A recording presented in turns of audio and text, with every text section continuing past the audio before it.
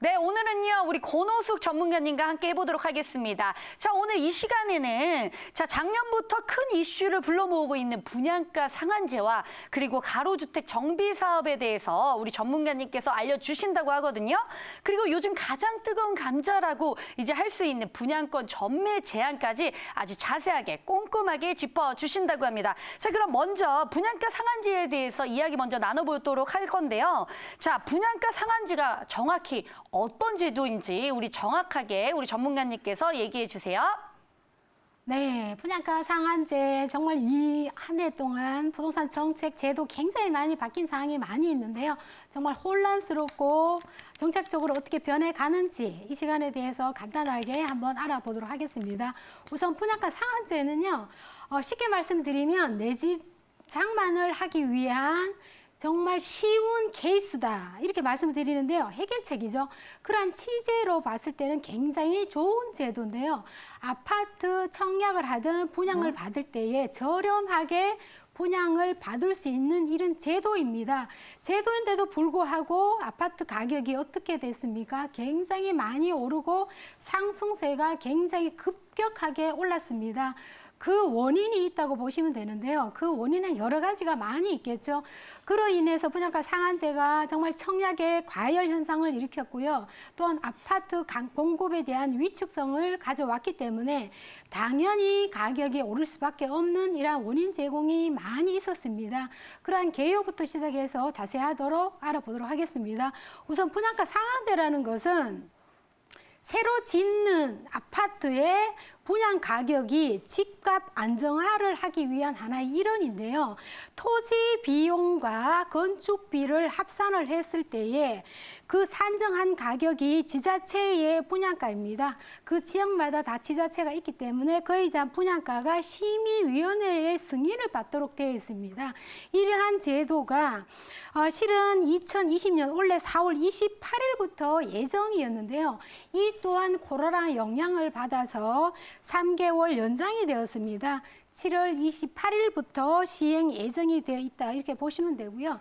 특히 또 주의해야 될 사항은 7월 28일 이전까지 입주자 공고 모집이 마쳤을 경우에는 7월 28일이죠. 7월 28일 이전에 그 입주자들 모집 공고가 끝났을 경우에는 상한제 적용이 안 된다는 사실이 있기 때문에 이 부분을 유의하시고 분양가 상한제가 적용이 되는지 안 되는지 구별하시면 되겠습니다.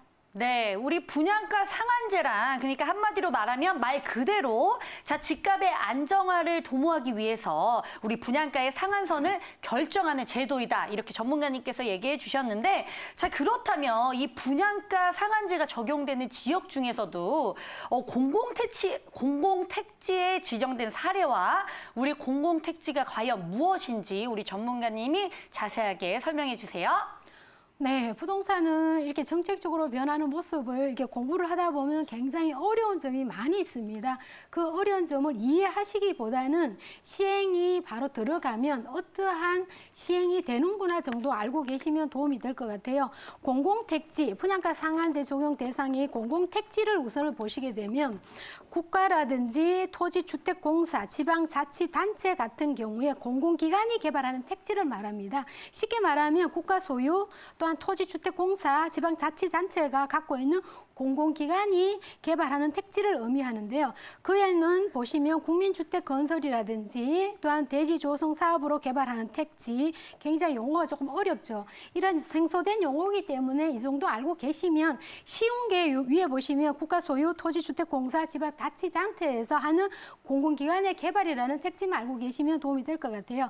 그 다음에 택지 개발 사업으로 개발하는 택지, 그 다음에 산업단지 개발 사업으로 개발하는 택지, 이러한 택지가 공공택지에 포함이 되는데요.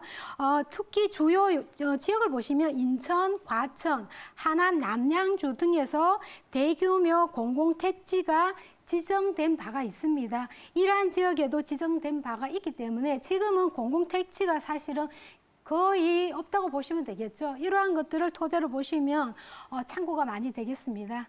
네, 우리 공공택지에 대해서 이 설명을 잘 해주셨고요. 그러면 이와 반대되는 개념의 우리 민간택지는 과연 무엇인지 너무 궁금합니다. 자, 우리 민간택지에 우리 분양가 상한제가 적용되는 지역까지 우리 전문가님께서 자세히 알려주신다고 하거든요. 자세하게 한번 들어보도록 하겠습니다.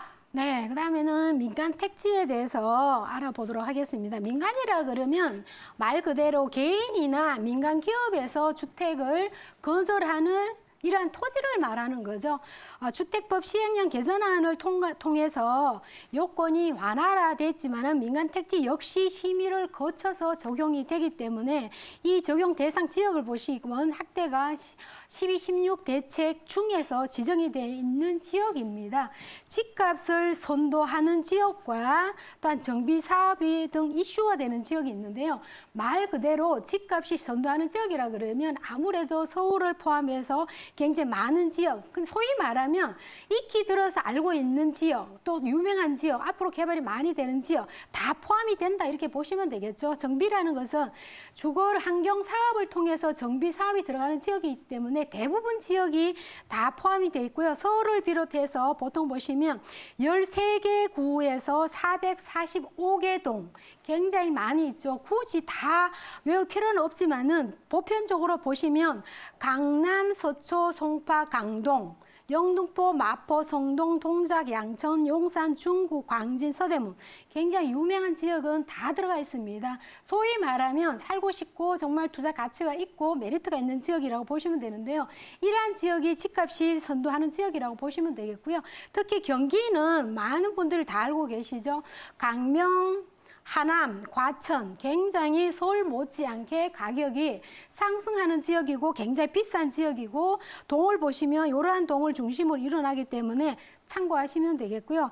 또한 정비 사업이 되는 지역, 이슈 지역을 보시면 서울에서 강서가 4개 동, 노원구가 4개, 동대문이 8개, 성북구가 13개, 은평이 7개, 성북구 지역이 제일 많은 지역 중에 한 곳이죠. 이러한 지역을 중심으로 민간 사업이 일어나고 있고요. 그 다음에 보시면 적용하는 요건이 있습니다. 이 요건이 굉장히 또 핫 이슈가 됐죠.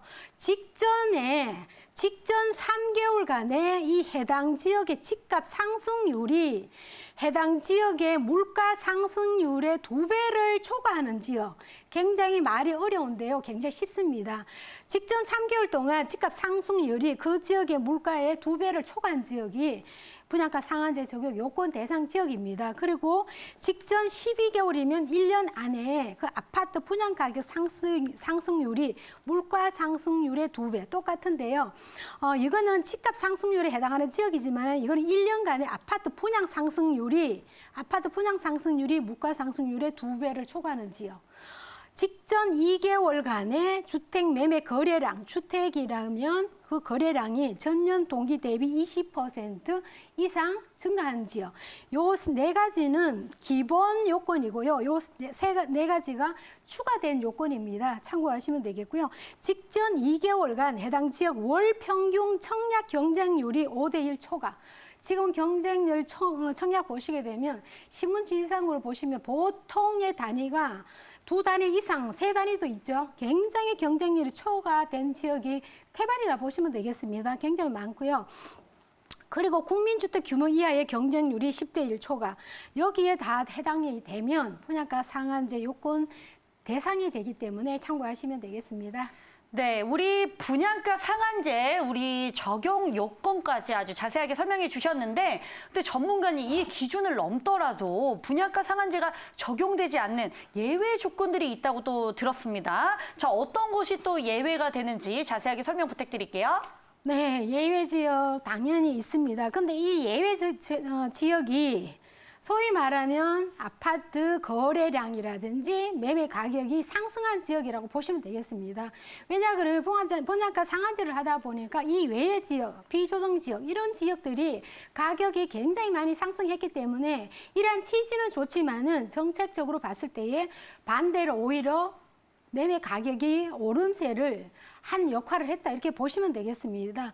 종행한 대상의 반환을 추진을 하고 있지만은 민간주택 분양 상한제 적용해서 제외하는 방안을 추진하고 있습니다. 근데 재개발 사업이나 LH나 서울주택공사 등에서 공기업이 참여를 해서 일정 비율 이상 공공주택을 공급할 경우라든지 분양가 상한제 대상 제외되거나 용적률 상향 조정해서 초기 사업비를 지원하는 계획도 있습니다.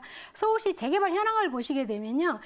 서울시 재개발 구역은 219개 구역이 재개발 구역으로 지정이 돼 있고 또한 뉴타운이나 재개발이 해제된 구역도 323개 구역이 해제가 됐고요. 또 방치된 구역도 굉장히 많습니다.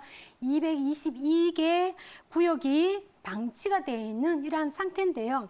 특히나 역세권에는 공공임대주택 사업 활성화 방안이 일어나고 있습니다. 보통 이렇게 보시면 지하철을 타다가 이렇게 가보시면 펜스가 쳐져 있는데 청년주택, 공공임대주택 이런 문구 현장들을 많이 보실 겁니다. 초역세권의 이러한 개발 사업이 굉장히 많이 일어났는데요. 그것은 LH나 SS공사에서 공기업이 참여를 했기 때문에 공공성 요건을 충족했을 때에 분양가 상한제는 적용해서 제외됩니다. 그리고 1차 역세권, 제가 말씀드린 것처럼 초역세권에 보시면 이러한 현장들을 간혹 만나보실 수 있는데요. 200m에서 300m 폭으로 확대를 했고요. 용적률을 상향 조정했기 때문에 물량이 굉장히 많이 나오겠죠.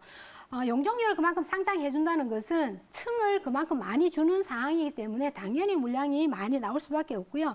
유타운이나 재개발 해제 구역에서도 이러한 사업이 허용이 되고 있다고 보시면 되겠습니다. 네, 우리 분양가 상한제의 예외 사항까지 아주 자세하게 짚어주셨고요. 이제는 분양가 상한제라는 그 제도가 발표가 되면서 아주 직격탄을 받았던 우리 가로주택 정비사업에 대해서 또 설명해 주신다고 하는데 가로주택 정비사업 많이 들어봤는데 과연 이게 어떤 제도인지 자세하게 설명 부탁드릴게요. 네, 요새는 이게 재건축이라든지 재개발 사업이 굉장히 흐지부지한 이러한 현장들을 많이 만나고 또한 그런 지역이 많이 있습니다. 하지만은 가로 정비 사업은 날로 정말 굉장히 많이 이루어지고 있는 사업 중에 한 것이 바로 가로 정비 사업입니다. 가로 정비 사업이 생소한 단어이기 때문에 많은 분들이 어떠한 개발 사업으로 하는지 잘 모르시는 분들이 주변에 보면 많이 계셨는데요. 이 사업은 재개발 사업과 비교했을 때에 정말 많은 장점이 갖고 있고 이러한 것들을 이번 시간에 제가 알려드리도록 하겠습니다. 첫 번째 보시면 소규모로 정비 사업을 하거나 이런 현장인데요. 아주 대규모가 아닙니다. 재개발이나 재건축 같은 경우는 보통 세대들이 엄청 많은 큰 사업이 이루어지지만은 가로정비 사업은 아무래도 소규모다 이렇게 보시면 되겠고요. 노후 불량 건축물, 말 그대로 집들이 노후 불량돼 있는 것을 가로구역에서는 그대로 유지를 합니다. 가로구역은 그대로 유지를 한다는 것은 도로라든지 이런 망들은 그대로 유지하는 이러한 편이고요. 거기에 따라서 소규모라고 말씀드렸기 때문에 이 규모를 보시면 보통 1만 제곱미터입니다. 미만으로 들어가는 주거환경 정비 사업이라고 보시면 됩니다. 말 그대로 단독이나 다세 주택이 있는데 도로라든지 이런 것들은 그대로 살리면서 노후 불량돼 있는 주택을 정비하는 개발 사업이다. 간단하게 이렇게 이해하시면 되겠고요. 1만 제곱미터 미만의 가로구역에서 시행이 되지만은 시도 조례로서 1만 3천 제곱미터까지 도시계획위원회 심의를 통과했을 때는 2만 제곱미터까지 확대가 가능하다 이렇게 말씀을 드리고요. 특히 이제 보통 노후불량 주택은 단독 주택이랑 다세 주택이 이렇게 많이 혼재되어 있는 이러한 주거 형태를 갖고 있기 때문에 단독 주택은 10호 이상, 다세 주택은 20호 이상이 되는 또한 단독과 다수대가 합산했을 때 20세 이상이 됐을 때 그 20세대라는 거죠. 되었을 때 가로 정비 사업이 가능하다 이렇게 보시면 되겠습니다. 네, 우리 가로주택 정비 사업까지 자세하게 설명해 주셨고요. 자, 이 사업에 우리 기존의 정비 사업과는 또 어떤 차이가 있는지 비교해서 한번 설명해 주세요. 네, 가로정비 사업은 제가 앞서서 말씀드린 것처럼 단독과 공동주택, 그게 말하자면 다세대 주택이 같이 공존이 돼 있는 이러한 공동주택 사업인데요.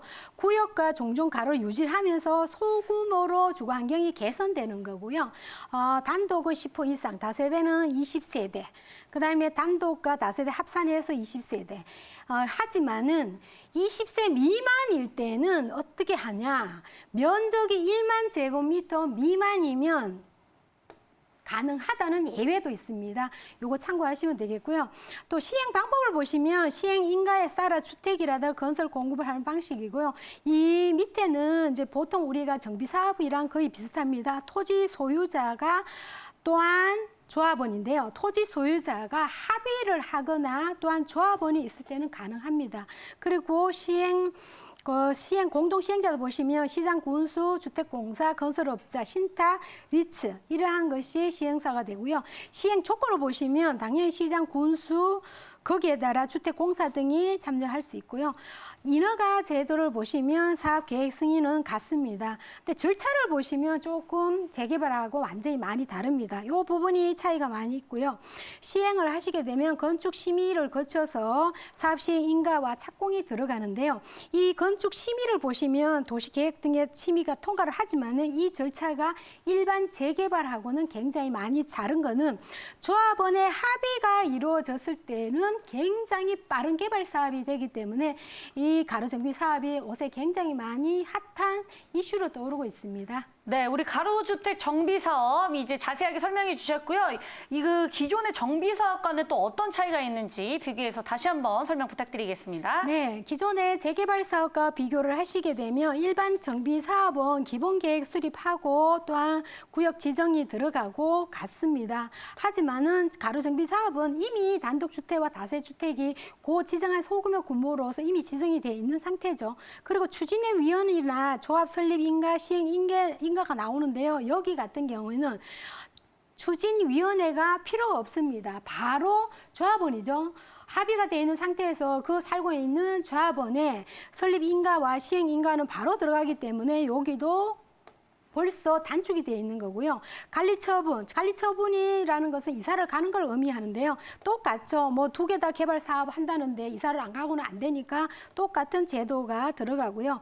사업이 완료되었을 때는 당연히 준공하고 입주하고 마찬가지입니다. 하지만은 소요되는 기간을 보시게 되면 재개발이나 재건축 사업을 보시면 보통 우리가 소위 말하면 10년 걸리는 사업이다 이렇게 말씀을 많이들 하시는데요. 보통 8년 6개월 정도. 근데 가로정비 사업을 보시면 굉장히 단기 사업이죠. 이미 주민 간에 합의가 다 끝났기 때문에 조합 설립 들어가고 시행 인가 나오고 바로 이사 가고 그다음에 부수고 지고 나면 2, 3년이면 이 개발 사업이 끝나기 때문에 굉장히 간편한 개발 사업이라고 보시면 되겠습니다. 네, 비교까지 설명해 주셨고요. 우리 가로주택 정비 사업에 우리 조합을 설립하기 위해서는 갖춰야 하는 조건과 이 사업의 실행 방식은 또 어떻게 진행이 되는지 전문가님 알려주세요. 네, 조합이라 그런 거는 어차피 토지 소유주죠. 토지와 그런 소유주가 80% 이상 토지 면적의 3분의 2 이상 동의가 필요한데요. 대부분의 가로정비 사업을 하시게 되면 거의 다 이러한 동의를 하고 시작을 하기 때문에 거의 힘들지는 않습니다. 근데 조합이 동의를 하지 않는 경우에 보시면 보통 보면 개발 사업은 근데 토지를 수용하는 경우가 많이 있는데 가로정비 사업은 매도를 합니다. 그냥 파는 거죠.